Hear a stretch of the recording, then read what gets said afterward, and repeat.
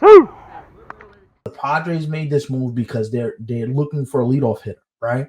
They were playing so many guys in that position that's not their role.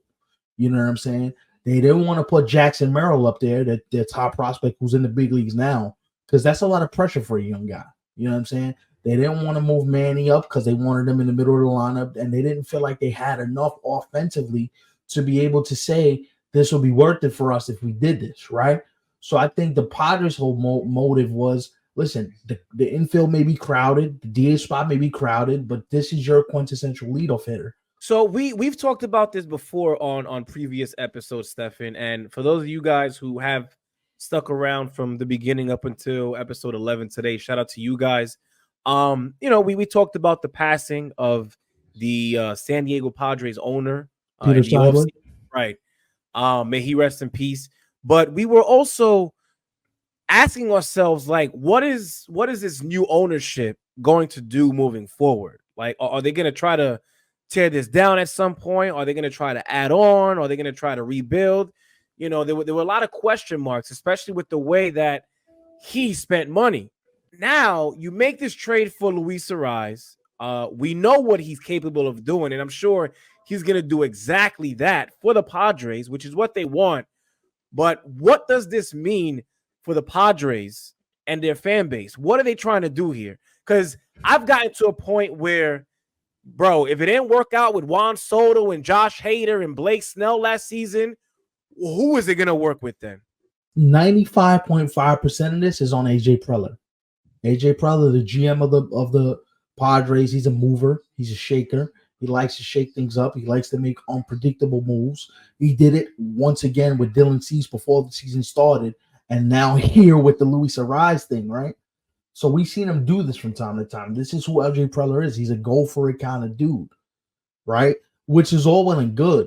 The thing I look at with the Padres is you guys are good. You're a good team, right?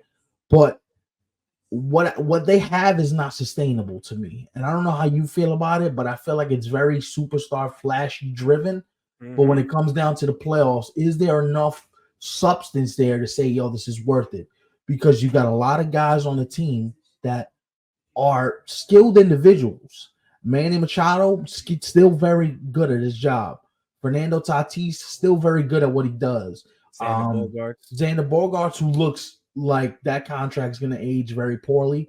He came into today hitting 216, right? He looks like the bat speed's kind of slowing down for him a little bit. Which is crazy because Xander Bogaerts, as we have known him for as long as we've known him for it, he has always been known as a guy who hits for average.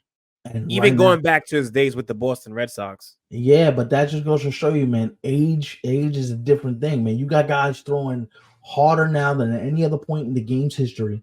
Also, the other thing that I find interesting is that at some point, all these guys are going to age together. Manny, Xander, Dylan Cease, Joe Musgrove, who they put on the IL today with elbow inflammation. So as a precautionary move that you see down there, you know what I'm saying? And it's hard, man, when you got all these things that you're trying to do and trying to remain competitive at the same time.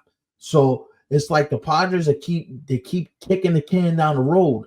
How many kicks at the can do you get before you realize, like, yo, the can ain't gonna stand up, my boy? Like, we got to try a different direction here. And listen, you mentioned something earlier, and I want to go back to it because I thought it's very key to this conversation. Who's to say this new ownership group is going to allow? First of all, this ownership group is a transitional ownership group. They're in the process of finding another owner to take this over for the long haul.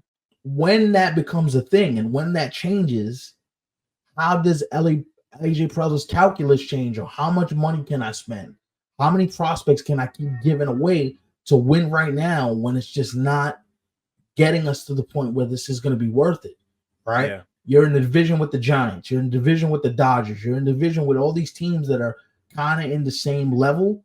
So when do you realize, like, all right, I gotta put this away and I gotta go a different route, not only for myself but for the sake of the family, because you don't know where the money stops and where the restrictions begin.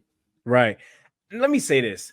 As a baseball fan, as someone who just likes watching the game of baseball, I want this to work out for the Padres. Me too. I want to see that trio of Bogarts, Manny Machado, Fernando Tatis Jr., as you mentioned. Now, you could add even a fourth name, Luis Arraez. I want this whole thing to work out for them. Me too. But I'm also going to say this. Boy, that fire sale, though. When that fire sale happens, I want to see how they tear this thing down. See, but it might be too late. It might be too late because as these guys continue to age and the contracts become larger and larger and bigger, and the deals become harder to move, then that's when you start looking at it like, yo, did we hold on a little bit too long? Because as far as I'm concerned, Fernando Tatis should be a name at the deadline that's moved. You might have to flip Luis Arraez again, depending on where you are, right? Like, I feel so bad for that guy, man. Depending on where you are in the season, because there's two things that concern me, right? Team ERA. Their team ERA is 4.16. I looked it up earlier today. They're scoring 5.8 runs per game, but they're 21st in pitching. They're 6th in offense, but 21st in pitching. Their bullpen's really bad. Their bullpen has been a struggle for the entire season, right? I mean, I saw that coming after the departure of Josh Hader. Sorry. Yeah, but it goes deeper than Josh Hader because they were having bullpen issues last year, even with Josh Hader being the closer. Right. So at some point, it's like, yo, do we got Xander for 9 more years after this? We got Manny for 7 more years after this, or 8 more years, or whatever's left. Fernando's getting paid. What he signed for 14 at 340? Something ridiculous like that. We got him for like 10 more years. Like, at what point do we like, all right, bro? I know it's working in the moment, but the thing that's troubling to me is they only have a plus 18 run differential. You think it'd be bigger than that with that offense you got? For the run differential to be that close, that's something that if I'm a Padre fan, that's a bit concerning to me. If you're the Padres, are you giving yourself from now up until the deadline to see what this new team is about before you start doing anything? I'm giving you to the middle of June because I don't want to wait till the deadline happens because everybody waits to the deadline and then nothing happens. So for me, middle of June is a fair indicator about where we are and where we expect to be, right? So if I'm AJ Preller and I'm in that front office, my conversations are like this. You got a 6-week window. If in this 6 weeks you lose more than you win, first of all, AJ Preller might not have a job because if I'm ownership, I'm looking at his performance. You brought in Luis Arraez, you brought in all these guys. I want to see how this looks, bro. Right. Because at some point we have to have a conversation about the roster construction.